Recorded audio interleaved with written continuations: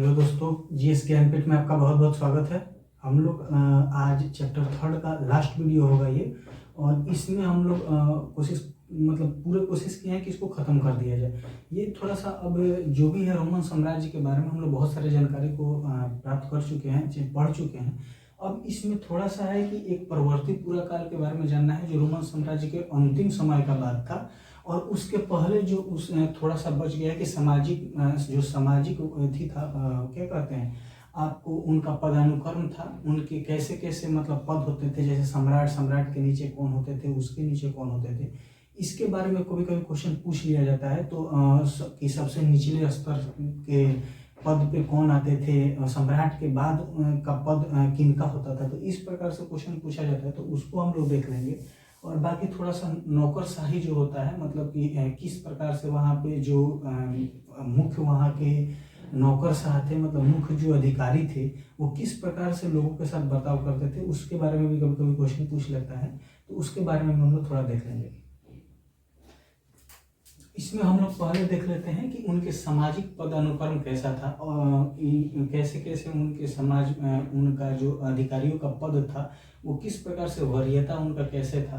तो उसको देख लेते हैं। एक टेक्टियस नाम के एक व्यक्ति थे, ये रोमन इतिहासकार थे। इनको पूछ लेता है कि इन्होंने जो सामाजिक पदानुक्रम का वर्णन जो किया है वो रोमन साम्राज्य के बारे में वो कौन किया था।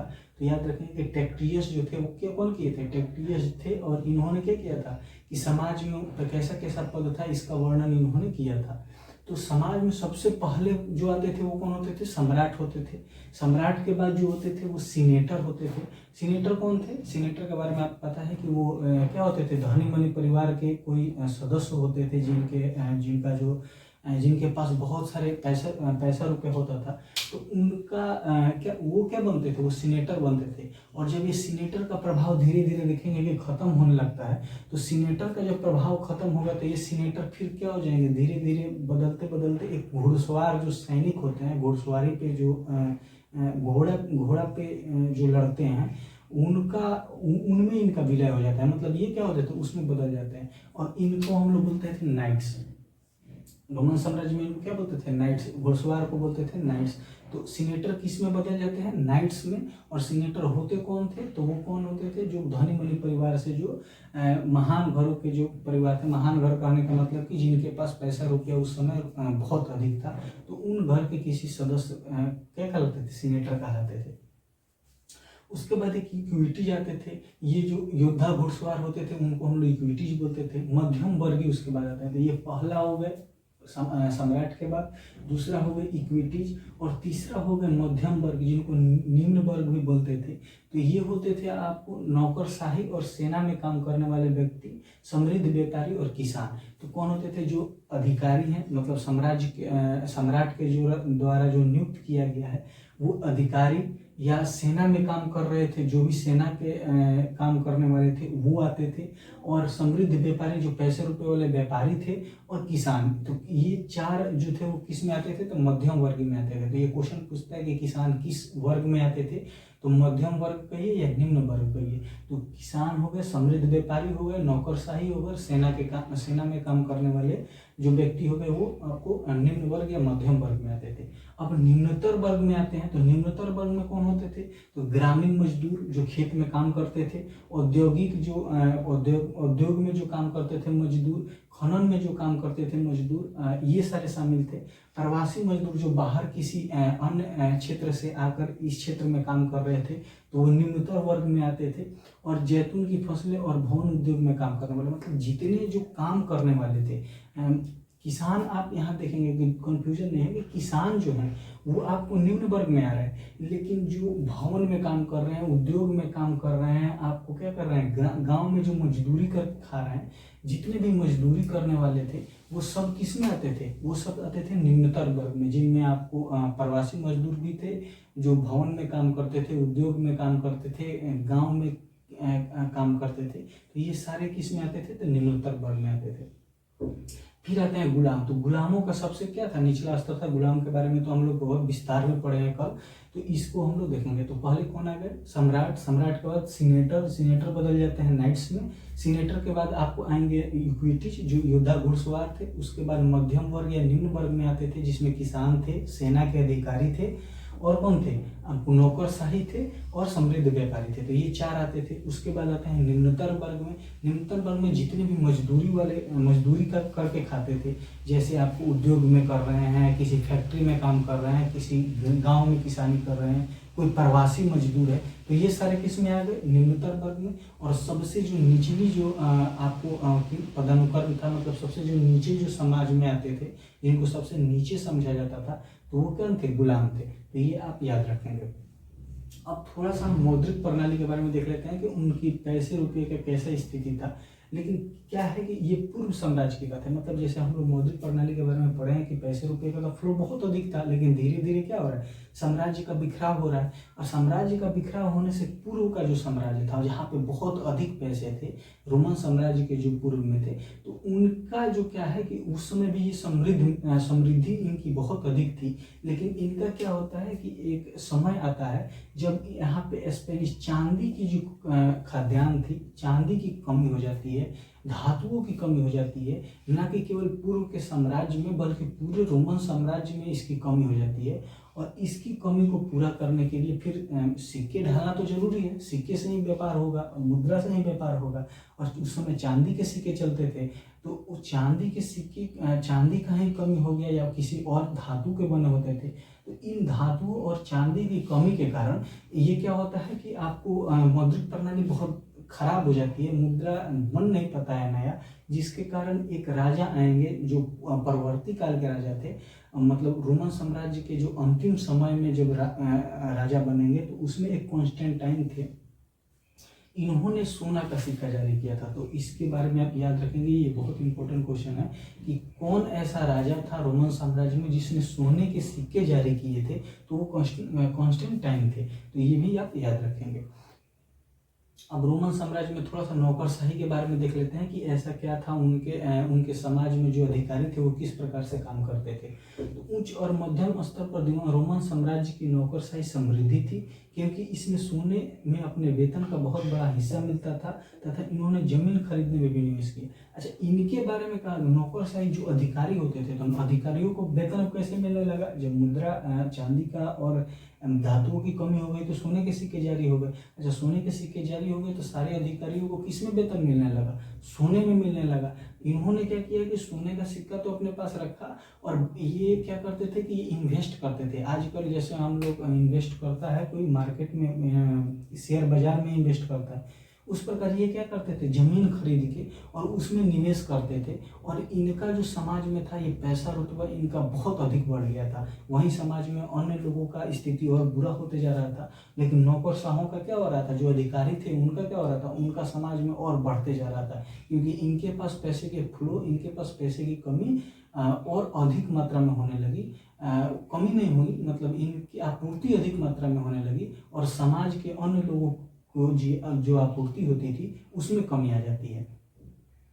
न्यायपालिका और सैन्य आपूर्ति के प्रशासन में भ्रष्टाचार था। जो न्यायपालिका में काम करते थे, जो और सैन्य आपूर्ति में जो सेना का क्या करते थे, भर्ती करते थे, उनमें भी भ्रष्टाचार था, उनमें भी घूस लिया जाने लगता है, उनमें भी जो पोस्ट है वो क्या किया जाता है, बेचा जाने लगता है। न्यायपालिका में जो आपको क्या किया जाता है, आपको फैसला सुनाया जाता है, वो भी पैसा लेकर के फैसला बदल दिया जाता है। तो इतना भ्रष्टाचार अंतिम समय में आपको रोमन साम्राज्य में बढ़ गया था। उच्च नौकरशाहों तथा प्रांतीय गवर्नर द्वारा जबरन वसूली किया जाने लगा। तो जो टैक्स लिया जाता था, उस टैक्स में आप देखेंगे कि बहुत अधिक मात्रा में पीट करके, जितना सम्राट के द्वारा निर्धारित किया गया था उससे भी अधिक उनसे क्या किया जाने लगता है, टैक्स लिया जाने लगता है। तो एक भ्रष्टाचार का चरम सीमा पर पहुंच गया था। आपको जनता बहुत अधिक परेशान हो गई थी, लेकिन नौकरशाह जो थे वो बहुत, जो अधिकारी थे, जो भी साम्राज्य के अधिकारी थे, उनकी जो स्थिति थी वो बहुत अधिक हो गई, क्योंकि वो भ्रष्टाचार बहुत चरम पे कर रहे थे। उसके बाद देखेंगे इतिहासकारों और बुद्धिजीवियों ने, जो भी इतिहासकार थे उस समय, इन्होंने इस चीज का क्या किया, विरोध किया है। चौथी शताब्दी तक रोमन कानून नागरिक अधिकारों का रक्षक था।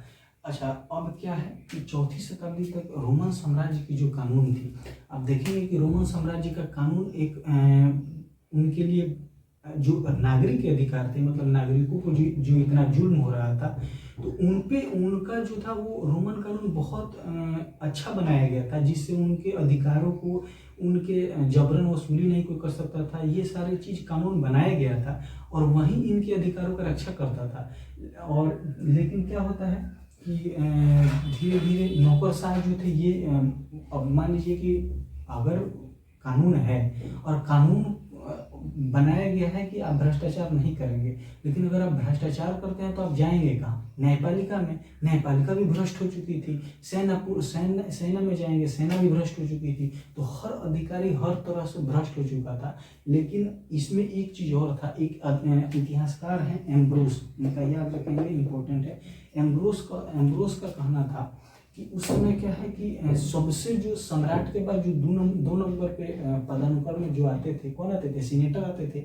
इन सीनेटरों का जो सबसे ज्यादा विश्वास था वो पोप पे होता था। पोप जो होते थे ईसाई धर्म के सबसे बड़े जो आपको धर्म गुरु हैं, उनको पोप कहा जाता था। तो ये क्या है कि अगर पोप चाहते थे तो ये सम्राट को भी हटा सकते थे। कैसे हटा सकते थे, क्योंकि धर्म जो है वो सारे जनता को एकजुट कर देता है, और जब जनता विद्रोह कर देगी तो फिर तो सम्राट का कोई पद रहा ही नहीं।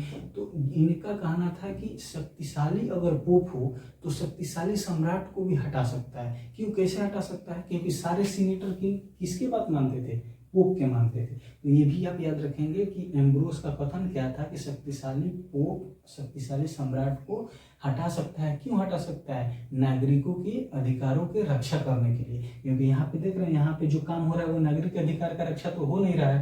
तो नागरिकों के अधिकार की रक्षा करने के लिए पोप के द्वारा सम्राट को भी हटाया जा सकता था। और क्योंकि सारे जो सीनेटर थे वो किसके मदद से कार्य करते थे, बिशप की मदद से। बिशप वही जो पोप बोलते हैं, तो वही बिशप की मदद से काम करते थे। तो ये आप याद रखेंगे।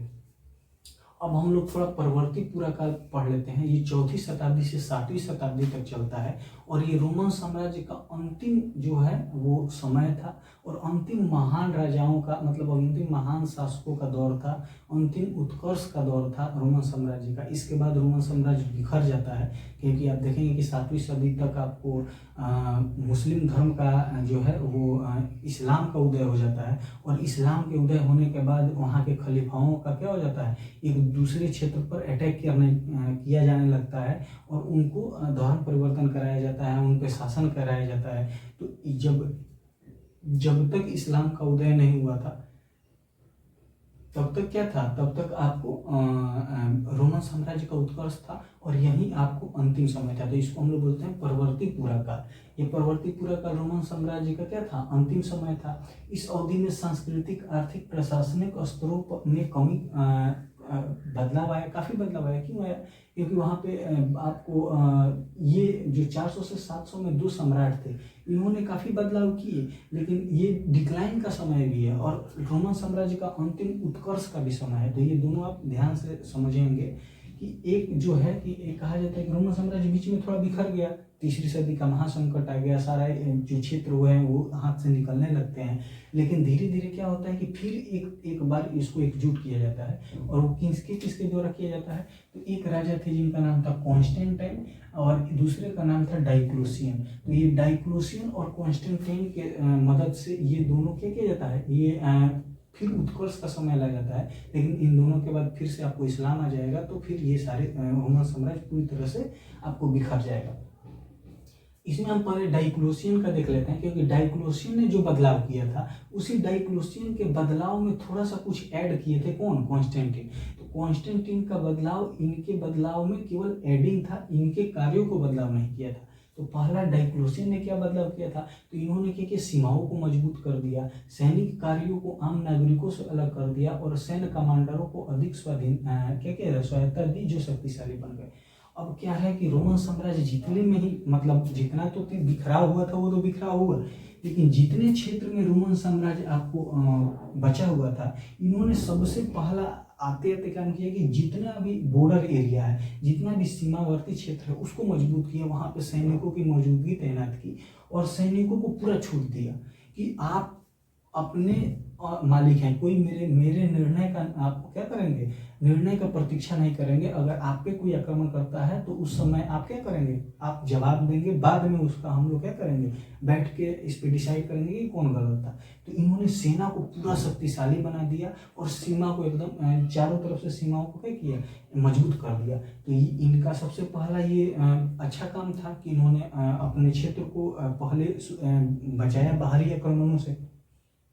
और सैनिक कार्य को, मतलब कि सेना के कार्य को क्या कर दिया, आम नागरिक को, सेना को अलग से महत्व दिया।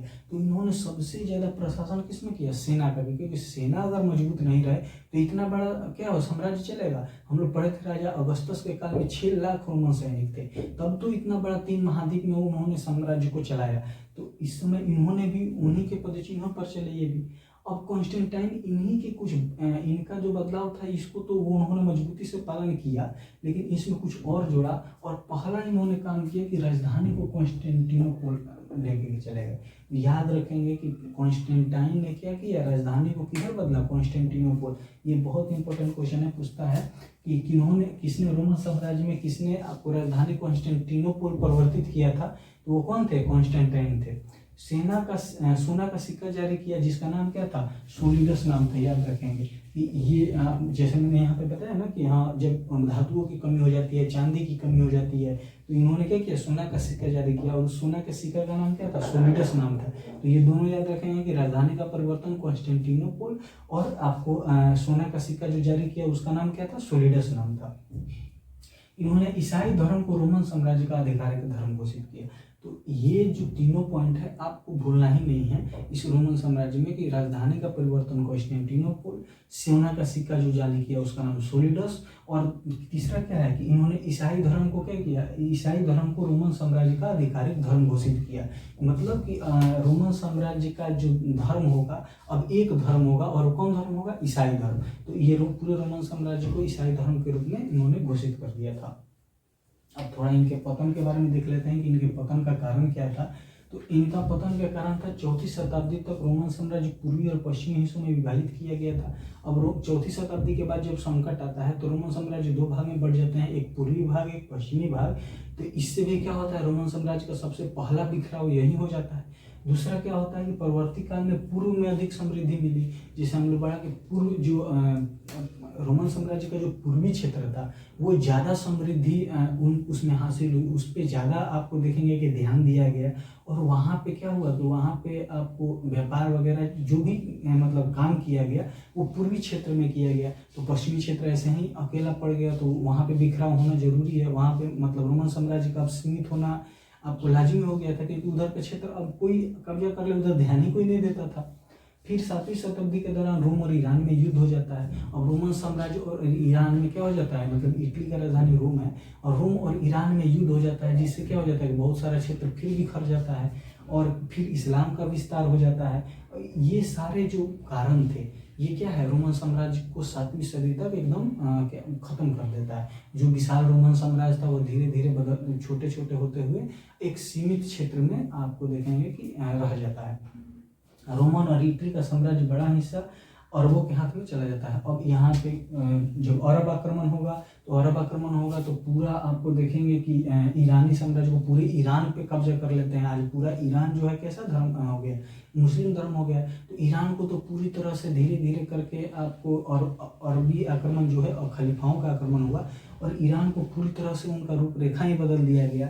और रोमन साम्राज्य में भी देखेंगे कि आपको जो पूरा फैला हुआ था उसमें लगभग बहुत सारे क्षेत्र जो थे वो कैसे बदल जाते हैं, वो इस्लाम के आक्रमण के बाद अरबों के अंतर्गत आ जाते हैं। और ये फिर आपको जो भी धर्म में बदले या नहीं बदले वो हम लोग अगले चैप्टर में पढ़ेंगे, क्योंकि हमारा अगला चैप्टर क्या है, इस्लाम का उदय। तो इस्लाम का उदय हम लोग अब पढ़ेंगे और हम लोग अब कोशिश करेंगे कि आपको सप्ताह में 3 दिन ज्योग्राफी का और 3 दिन हिस्ट्री का क्लास चलेगा।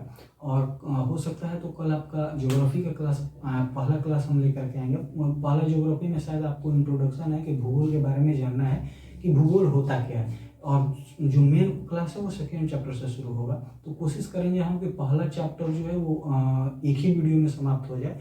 केवल आपको लिख देंगे हम नोट्स, आप लोग नोट्स बना लीजिएगा और केवल थोड़ा सा हम समझा देंगे। उसमें केवल थ्योरी पार्ट है कि उसमें कोई ज़्यादा समझाने वाला चीज़ नहीं है।